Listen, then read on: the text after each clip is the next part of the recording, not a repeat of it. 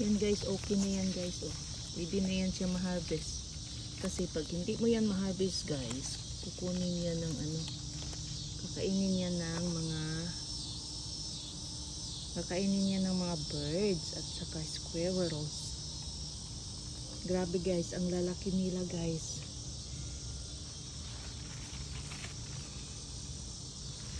Dapat pala, ang sunflowers pala guys, hindi siya masyadong maulanan. Wag siyang didiligan araw-araw, siguro twice a week lang. Kasi ngayon lang yan nakaano guys. Ngayon lang ako nakakita ng sunflowers ko na sobrang taas at ang laki.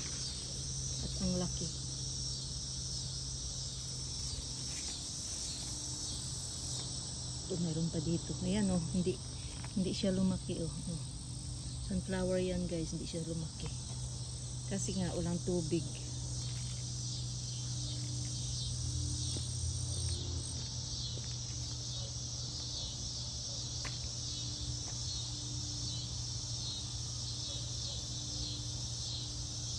The state flower of Kansas guys.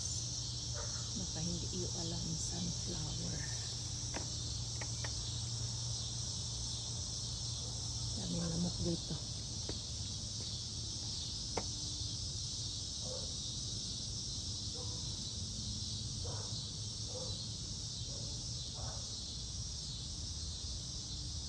Nagdala ako guys sa Palawan. Ang dami kong nabigyan, lalo na mga natibo.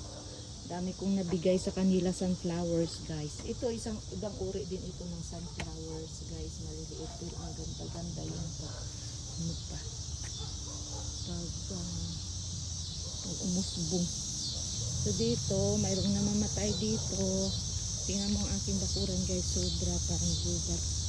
Ito yan, ano sila kasi walang ano guys, tubig. Hindi pala umulan masyado dito. Ngayon grabe ang ano sa Palawan. Grabe ang ulan sa Pilipinas, bumabaha. Pag alis lang talaga namin guys, mula sa Dumaguete, kaya na ano pala yung Cebu Pacific na stranded, natagalan kasi nga nag-start na pala mga hangin. Tingnan mo ito guys, oh grabe oh. Sobrang taas yan guys. Bukas mag-ano pa yan guys, magbuka na yan siya bukas.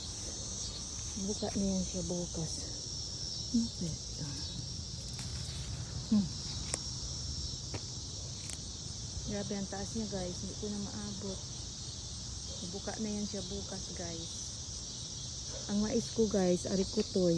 Tapos yung may namunga yung aking yung mais ko na pula na black yata yun. Aroy, giubos na ng squirrels. Ganda tingnan guys ng aking nag-akyat na. Puro tanggalin ko yan guys. Kaya guys, magtanim kayo ng grapes guys. Maganda talaga siya pagkapangin sa shade. Ganda-ganda niya guys. Pumasok na sa aking bahay. Kaso lang yung kanyang bunga inubos ng squirrels. Buti na lang may natira dito. Kaso lang ito may seeds yung sa kabila. Yung gusto kong malaman kung may seeds ba o wala. Anyway, mag-aantay na naman ako next year guys. Kaya dito, anuhin ko ito. I-DIY ko ito para i-close ko na hindi magiging squirrel proof siya. Grabe, ang ganda-ganda talaga ng aking sunflowers guys. Oh, grabe.